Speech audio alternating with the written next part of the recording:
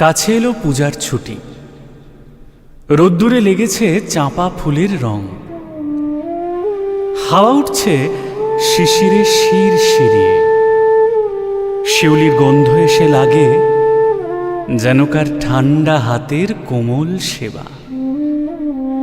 আকাশের কোণে কোণে সাদা মেঘের আলস্য দেখে মন লাগে না কাজে। মাস্টার মশাই পড়িয়ে চলেন পাথুরে কয়লার আদিম কথা।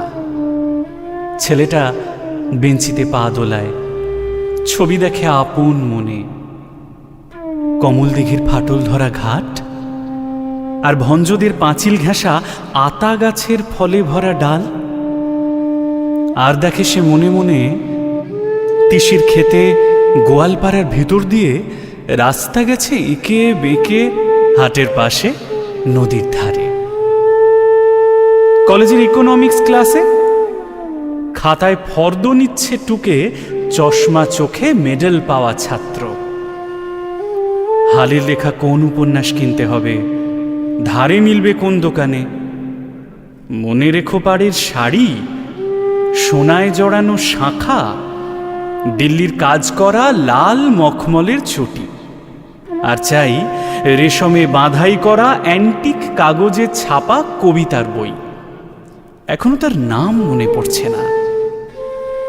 ভবানীপুরের তেতালা বাড়িতে আলাপ চলছে সরু মোটা গলায়।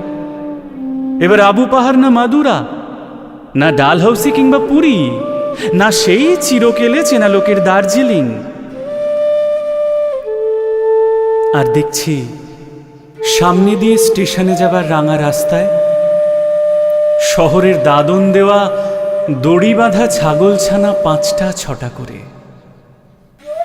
তাদের নিষ্ফল কান্নার স্বর ছড়িয়ে পড়ে কাশের ঝালর দোলা শরতের শান্ত আকাশে।